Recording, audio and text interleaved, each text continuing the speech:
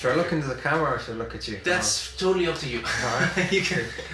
I think it's always a mix in between. Yeah, okay. I'm Julien Colarossi and I play guitar.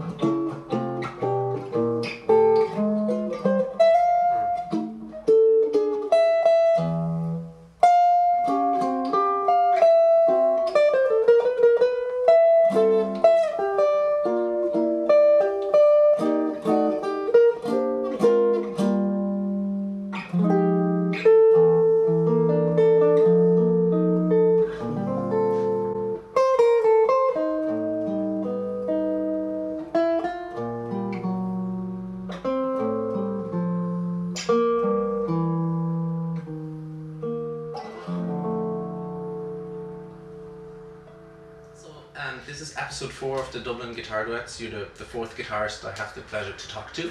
And the way I always start those videos is like, as jazz guitarists, we always kind of combine a lot of history in our playing, like, because we usually study the tradition and everything that led up from there. If you could point to your main influences that make up your playing for yourself. I kind of went through different periods of history of guitar in terms of what I was influenced by. Like many guitarists, I started off listening to Jimmy Page and Jimi Hendrix and David Gilmour and those guys. I mean, I was mad into Pink Floyd and Led Zeppelin and that kind of thing. And then as I moved into different type of music, I learned a bit more about jazz. I certainly started listening to more of the modern guys, maybe people like Kurt Rosenwinkel and Adam Rogers. And then later on to Laggy Lund, Mike Moreno, kind of the younger generation. But as I went forward with the years, I started going back and back and back to what I was listening to and being influenced by, for sure. So I would say that in the last few years I've been listening, in terms of guitar, to a lot of from Peter Bernstein then all the way back, Scofield, Metheny, to the earlier guys, obviously Jim Hall and Wes Montgomery, Pat Martino. I like to think that I try and put my own voice to what I've learned, and what's coming out seems to be somewhere on that spectrum, which I have absolutely no idea where it is, you know. I like to think that I sound like myself, although, you know, deep inside I'm also always working on that as well. Can't give it for granted, because you're always transcribing, learning, and the last thing you want to do is just express yourself by using someone else's words, for sure. So, you know, actually listening to music is one of my favorite things to do, even more so than playing, actually. If I'd have to choose to play or to be able to listen to music, I would always choose listening, you know. I like playing, maybe I love playing, but it's not as essential to me as being able to listen to music, I think, yeah. Even before influences like in jazz at this point, what was it that made you start playing the guitar in the first place? I had a little bit of a background in music when I was 8. I was lucky enough that my parents pushed me to study some kind of music. So I had some piano lessons. I can't remember the age, but I think it was between 8 and 10 or something. And I did it for a while. I got a few lessons. So I got an introduction to music. I was about 15. I think my uncle gave me a gift, which was the song Remains the Same. It's a live album by Led Zeppelin. I was 15, and I just remember sitting down in my bedroom and playing it. I stood there for ages, listened to it, and I listened to it at least 5 times that same day. And I think that was the start for me of everything, you know. I went and got a guitar, a classical guitar, and I started playing along to that record. I started singing along, so I started learning some songs and comping myself with the guitar. So I kind of started very casually like that, me trying to emulate the records and trying to sing along. So did you get any formal lessons at the start with the guitar, or was it just you trying out? No, I was completely self-taught, but I remember starting to practice already from when I started. It was casual, but at the same time it got very important to me all of a sudden, you know. I really wanted to be able to play, and I wanted to learn chords and learn how to play in time. But it was more about the singing. I started really just singing the songs and comping myself, you know. And then it translated into transcribing some of those solos on those records, you know. Stairway to Heaven, I remember working on that, you know. It's just, it's great memories. But that's how it all started. So from then, I was self-taught, and then I went to a few different guys when I was about 17. And I was very lucky that I got some really good teachers, guitar teachers, very soon, you know. Did they point you into any like jazz direction or whatever, or was it? No, one was a heavy metal player, but he taught me, I remember him showing me C major scale and the chords. So he just played.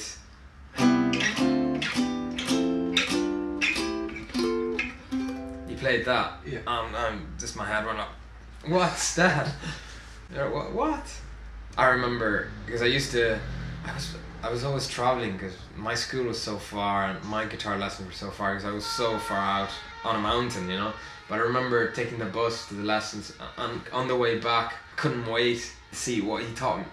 He had just taught me, so I just got the guitar out and I was on the seat. I was trying to figure this out, you know. I was playing that, and then you know, things like that with him, technique and basic sight reading. Actually, I learned how to read a bit with him, and now that I'm thinking back, I remember how lucky I was to get these guys, you know. And then the second guys I went to, he kind of started talking about modes and a bit more of the kind of jazz guitar theory thing, you know.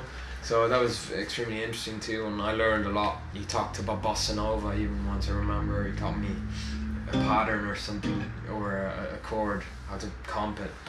So that was all incredibly exciting. I took it a bit more seriously than when I did the audition to get into college, to get a music jazz education, you know. Then I really started practicing religiously, you know, for hours. I was practicing rhythm, I was practicing reading, I was practicing, so even before starting college. At that stage I knew nothing about jazz, like zero. Like very, very little. Probably Steely Dan was the closest thing to jazz I had heard when I was 18, you know. I don't know why, but I just was oblivious to any of the... I didn't even know Miles Davis, John Coltrane were, you know. I knew the name alright, but just I never met anyone that was into jazz and told me to check it out, or even the musicians I played with. Nobody ever kind of pointed me that direction, so I was completely oblivious to it. Yeah, sometimes that happens. Yeah. I mean, I come from a very small town. Like I didn't hear about jazz till I tried to audition for college. Like I had no clue as well. Alright. Sometimes that just wherever you're from. I guess. Yeah. That leads to the next part where, like, I have written here Ireland. What made you choose Ireland and the college here, which was New Park, now it's DCU, but you studied there and you taught there subsequently. What made you come here, and how was that process? When I just finished school, I, like every kid at 18 or 19, you're trying to find your way forward and you're trying to decide what you want to do. I knew what I wanted to do, I had no doubt in my mind I wanted to play music. At that stage I was playing already a few gigs with my little rock trio I had. I was singing and playing guitar. And we had a few gigs, and I knew that feeling that I got when I was performing for people, it was the feeling I wanted to chase. I wanted more of that, and I wanted to do that as a living, basically, because I didn't like school and I didn't like studying things that I wasn't interested in, you know. Ireland, I was looking into jazz colleges. In Europe, obviously. In Italy, there's only conservatories who were just about starting jazz programs back then, but they weren't even officially recognized by the schooling system, I guess, if you could say that. So I was looking into different solutions or different options, and obviously I came across Berkeley, but financially I couldn't even look at that, you know, or afford that. So I came across that, to the fact that Berkeley had a network of school, and Ireland, Newpark was one of those. I had some connection to Ireland because my grandfather and grandmother lived in Waterford for about 20 years, so I had been to Ireland to visit them before, so I guess that was enough of a connection for me to come back here and do the audition. Yeah, and then the audition went well. I just packed up. I didn't speak a word of English. Just got my guitar, came over here, lived. I was lucky enough to live with 3 other musicians that were attending the college, and they were older than me.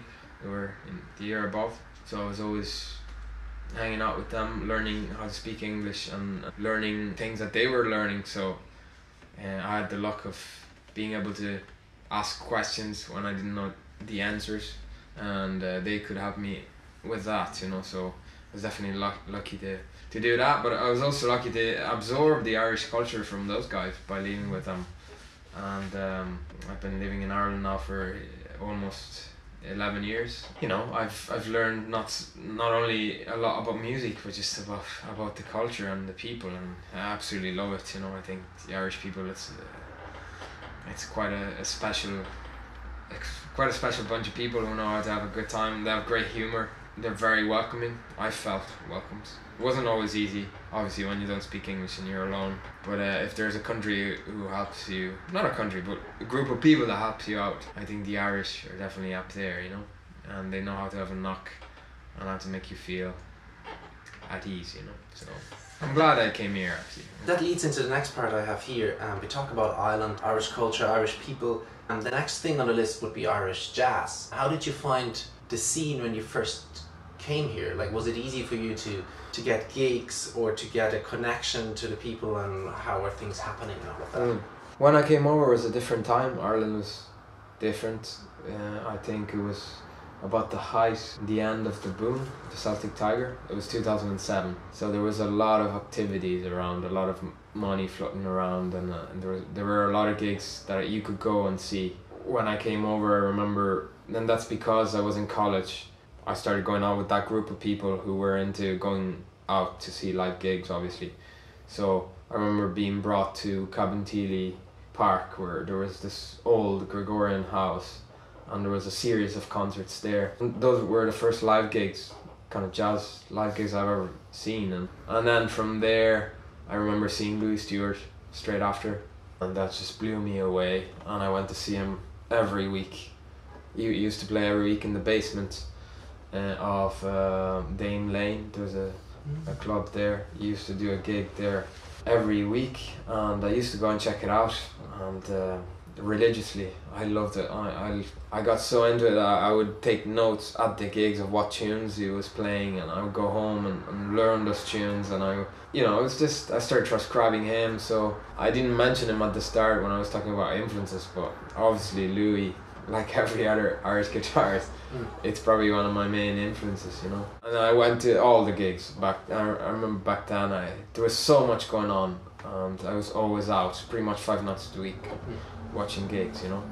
And then at the same time, I was very lucky that I went to do a gig, a solo gig. I think actually the Tommy Offerty, which was my teacher, recommended me for a gig that he couldn't do in a restaurant. So I went in and did the gig, and the owner liked it, and he asked me to do it every week. And then from there it became 2 gigs, and then I started inviting players to this gig, some of the teachers, some of the other players, and I played with some great people in there. The fee was very small and used to play for a small fee and a bit of food, remember. But player, that's the Irish spirit, you know, they just want to help you out and support you. I remember going up to people like John Moriarty and those guys, and they were doing the gig, they did the gig with me, you know. And every gig I did like that with those players, for me, was like a kick in the bum. And I learned so much from it, and not just about music, about business and everything. And that was it. That went on for about 3 years. I was lucky enough to have about 4 regular gigs a week, 4 to 5. I was playing solo, duet, trios, and that's really how I learned, aside from practicing very hard and going to college. But I think you really learn on the battlefield, you know, this type of music. You kind of have to be out there playing with people and experiencing other people's time feel and other people's taste, and so much to learn, you know. It's not just about going out and playing a tune. I mean, it's the volume, the play at the right volume in a restaurant. You have to be able to deal with people well. You have to be able to look smart and show up in time, be professional. So I feel that was an incredible lesson for me, those restaurant gigs, you know. Yeah, I was going out to see gigs and I was playing restaurant gigs. That's how it all started. From that on, towards, you just mentioned Newport as like the school with the Berkeley network, how probably most people find out about it and move here and study there. You went on to teach there. In fact, like, you were one of the first teachers I had there in like the group guitar lesson, the guitar lab. How did that happen that you got to teach there? And how was the experience for you teaching all these young kind of guitarists, like from all over the place with all different influences, and you have to show them drop 2 voices? For me, it was an incredible honor to be able to, because I was quite young when I started teaching there, and I was only out of college a couple of years. So for me to have the possibility to sit down and go, okay, I gotta get organized, I gotta prepare this and that, because I'm gonna be paid to teach some guitarists who are embarking on the same journey I took. So I knew exactly what kind of responsibility I was taking on by teaching something in a place like that. There would be a lot of students that had the same dream that I had. So I knew I had to be on it and to give it justice. I had to give it my best. So I took it very seriously. It started by the fact that I was living right beside the college, so anytime that they were stuck for a dap, because obviously musicians are always on tour, so if somebody is not able to go and teach that day, they might need somebody quick to show up and take the lesson. So that's what started happening. And I think then what happened was that one of the other guitar teachers, Chris Guilfoyle, went and did his master's away for a year, so I was asked to cover his position basically, and that's when I met you and I did the lab and all that. Aside from the fact that I learned so much from every single guitarist I saw there, and that's it. Everybody had different influences and different personalities, so not only I learned about music, I also learned a lot about social skills and how to deal with certain different personalities, as every person that comes from a different country has a specific way of, you know, speaking to the other peers or speaking to your teachers and stuff. And that was incredibly interesting and a massive learning curve for me. So I'm very grateful to be able to have done that kind of thing. It's certainly something that I will never feel ready for, teaching other guitarists, because I'm very much a student and I will always probably continue to be. But I like to think that sharing what I know might help other people, getting to solutions a bit quicker than I did. Some things I spent so much time on, and then maybe all it took was somebody to say, oh, maybe check out this recording, you know, and you can hear how this guy does it. So if I can do that for someone, that's enough for me to be happy about, you know. And just to cop onto that, one of the things I got from you, and continuously over the 1 year and even after I met you, you were always very strong on learning by ear. Like, I remember when we talked about standards or playing a tune, you were always like, many people in my generation often would know the lead sheet or even just the real book, but you always struck me as someone who always goes back to the recording, and preferably a very old recording, to really get the changes. How did you get that approach, and what made you, because it's pretty hard at the start, like what made you go through with that? thought about it when I was learning stuff in college. Obviously in college there has to be some sort of a method that you have to follow because it's quite global for whoever is in it. There needs to be a direction that everybody can take. You can't specifically tailor a program for each one of the students. So I understand why jazz education has become what it is today. So you kind of follow your scales, patterns, your modes, your drop two chords, all of that stuff, you know. I understand why it's taught and learned like that. There needs to be some kind of structure. But I feel that once you're in college, you're so obsessed with that because obviously you want to learn, you're investing your time and money into something, that all of a sudden all of that becomes your bread and butter, your everyday bread and butter. And that could take away from the music, I feel. Because all of a sudden, if you have a chord, you see the chord as this, then all of a sudden, and you don't see it anymore as a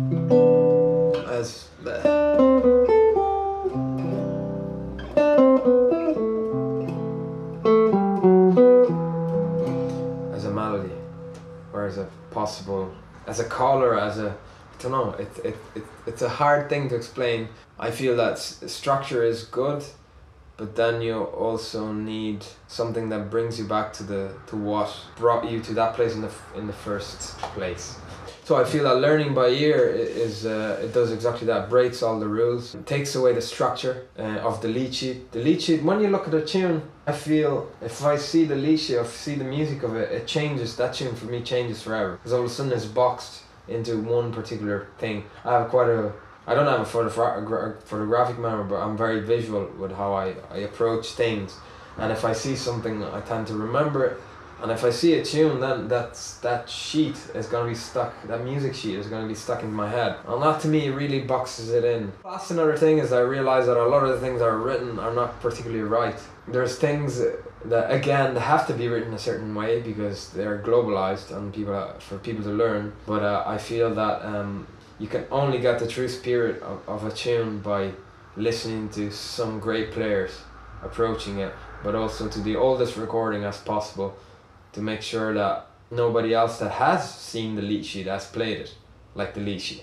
So play it from a record where people just play it by ear, to really catch the soul of that particular thing. You go a little bit into the end of that, which you talked about, like, what's that chord, what's that sound. An important part of sound, well, is obviously you're playing in your fingers at the start, but like the instrument you use is kind of interesting. Like, I knew you when you played for years, like a Gibson 335, I think it was. Yeah. And recently, or not, well, recently in terms of a couple of years, you changed to the guitar you have right now in front of you. Can you just tell us about this particular guitar and why you went down that route?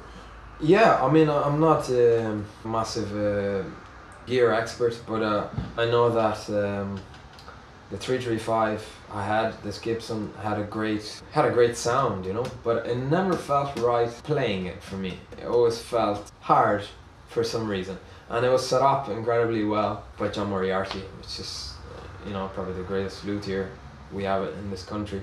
It never facilitated what I was hearing, if I could say that. I was getting a really good sound because I was putting it through this little old polytone amp, and I noticed when I played other people's guitars, I felt that when I was playing it more acoustic guitars, it just felt easier. It made more sense to me.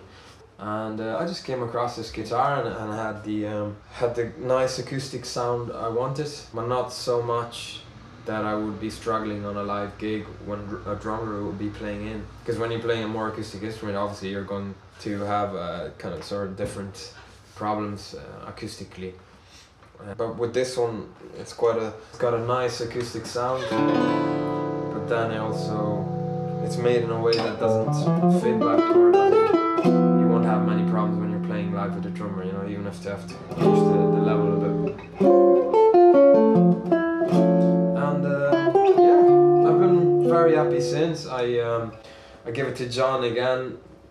He did some work on the neck, on the frets, because it felt nice. I liked the sound, but it didn't quite feel just as right when I got it, the way I got it. So he did some work on the frets and changed the spacing of the strings and things like that, and he made sure that every note was coming out at the same volume. That's very important to me on a guitar.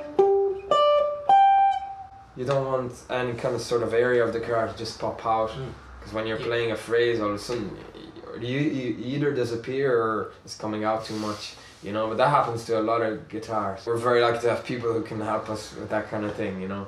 I'm a bit useless with that sort of thing. Even adjusting the neck when the weather changes, I always mess it up and I have to bring it back to John. Here we go again. But no, I'm extremely happy now. Sounds great. I'm not particularly attached to my own guitars though, you know. I could be playing any guitar really. It's down to your kind of touch and down to your own kind of personality, how you express yourself. The guitar, it's definitely a tool that can help you or stop you doing that. So it definitely, for me, as long as it's a good, you know, it's a good instrument which does justice to the music, then it's fine, you know. I'm not particularly precious about it or anything, you know. And hence my gear, I just have an old Polytone amp which I bought from John and Moriarty as well many years ago. Since then I never got anything else. I've played through many different type of amps, but the Fender Twin I like, but it's just too heavy to carry around. This is small and you can bring it around to gigs. It's been banged around a lot of gigs and it broke a few times, but at the same time it's a transistor amp, so I don't have to worry about the valves. So I'm happy that, you know, it's got enough power in it. So, and I've got a simple setup, just a little reverb pedal or sometimes a delay depending on what I'm playing, and that's about it gear wise. Just two more things about your playing in your projects. One of the first things I seen you, many people seen you, probably is your quartet, which is funny, as in my mind a similar trajectory than your own research and learning into playing. Like I heard your quartet probably in 2014 the first time in International, and I listened to the record Note to Self, which is way more, in a way, it's way less swing than what you would play now with your quartet, with partly the same people, partly not the same people, but like the trajectory is definitely, now when I hear you with a quartet, it sounds more like a little bit closer to the tradition than it sounded back then. Yeah. Is that fair to say? Yeah, absolutely, yeah. And my first record was made in 2011, released around then, I think 2012, something like that. Yeah, I still had the other guitar and I was into a different type of music. Definitely I was checking out more of the modern jazz stuff. Certainly it was different from what I'm into now, yeah. I remember some wonderful experiences and stuff, but it kind of came to an end when I realized that my sound was changing in my head. That was another incredible learning curve for me, going into the studio with your own band when you're just a green kid who doesn't really know what he's doing, because I didn't have much experience. Not that I have now, but certainly I have a bit more. That was, we did the record, we did some gigs, and that was that. And then I just started playing with different people. Started gigging with Johnny Taylor, Dominic Mullen, Barry Donahue, which are people that I'm still playing right now with. And started a cycle of gigs, writing and music that's been going on since then, probably 2013 it started. Then I got the guitar. Things changed for me during those years, and I never re-recorded because I never felt ready for it, but I was writing a lot, new stuff, new things, and I was playing a lot with these guys. So I was playing pretty much regularly every week.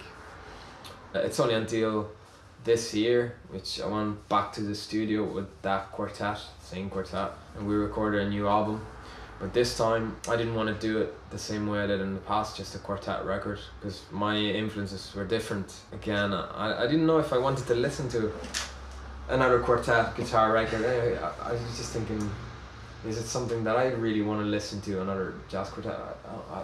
I wasn't sure that was what I wanted, what I was hearing. Because I also felt that, I don't know if as a guitarist you feel this way, but sometimes I feel that you don't have enough power with the instrument you're playing to carry a melody as well as a trumpet would, but also you don't have just enough presence as a piano would, comping or making the bed for the melody to give it justice. So I always felt that my instrument was absolutely useless in my own quartet. I should have had a trumpet, a piano, and bass and drums. So I was like, I don't think this has enough of an impact. You know, the tunes are not speaking, the melody is not speaking as much as it should, you know. I met a singer called Jama Sugru, incredible singer, and she happened to move to Dublin at the same time. I invited her to one of our gigs in the International. She sat in with us, and I said, why don't you try and put some lyrics on one of my songs and we'll try and play it, you know. She just did. She showed up. We didn't even rehearse it. She just showed up.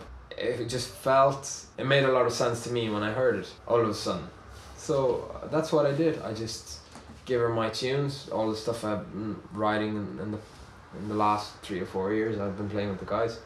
She put lyrics to it, and then she gave me some of her stuff. I arranged some of her music, and then I arranged some standard and maybe a pop tune as well. And that was it. We recorded the album in June, and it's now been released. Our launch gig is in Cork on the 27th of November, and then Dublin on the 2nd of December in Arthur's.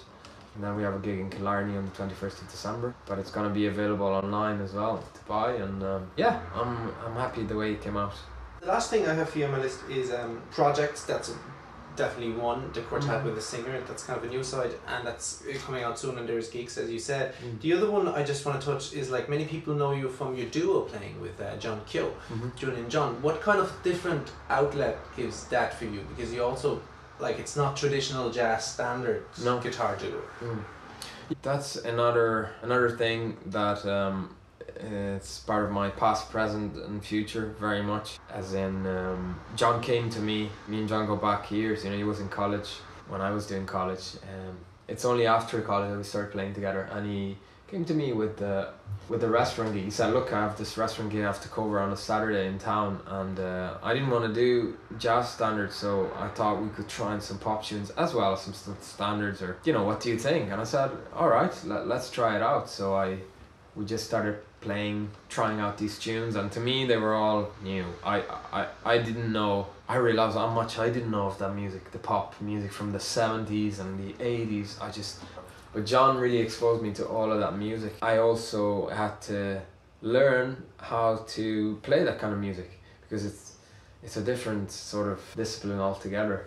It's all about the groove, it's all about how solid you make something. It's about the sound you're making. It's about translating a melody onto the guitar and transcribing it from the voice. You know, try and put Michael Jackson melody sung by Matthias on the guitar. It's not as straightforward as it may seem, you know. So there's a lot of work involved in that, and that gig was the start of our little projects. It just started as a restaurant gig, and then we decided to make a record because I felt that the imprint that we were putting on these pop tunes was quite artistic and original, and there was a lot of work behind it for sure on the arrangements and stuff. And then we started writing things as well, and that turned into putting on live listening gigs, and we did that for a while upstairs in the Stag's Head in town, in Dame Street, and people came to that. It was great vibe, you know. We had that, I think, once a month for a long period of time. People were paying in to come and see us. So we developed the act as we went along, and it turned into many different things during the years, but definitely it's definitely been probably the easiest project to gig because it's only two of us. We have one car, two guitars and two amps, and we just go and play. But then we turned it into a little corporate thing, so we do wedding receptions and we also do corporate events and things like that. Two things going on, you know. The financial side of it, and then we also have our second record out, and we've just finished writing the third record, which is going to be out probably next year. It's going to be 2 CDs, and it's going to be full of original material as well. There's other pop covers, but as well maybe some Irish tune we're working on, so it's very exciting. We've done an international gig as well, and we've toured Ireland. We've played our first jazz festival this year at the Galway Jazz Festival, and it was received very, very well. So that's it's a project that's very much alive and exciting. Absolutely. Julian, thanks so much for doing this. Thank and you. being part of that. That's enough from that for now. It was great to have you on. Very interesting stuff. I'm sure people will love it.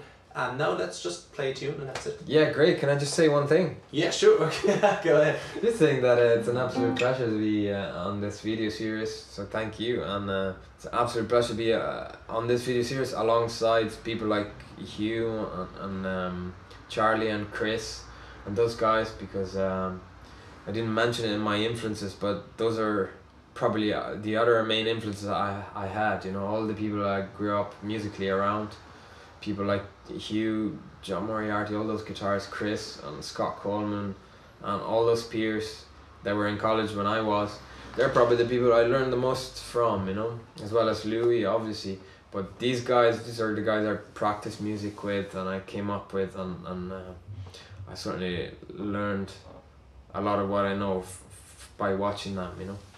So thanks guys. Cool, that's great, that's perfect ending. Thanks so much.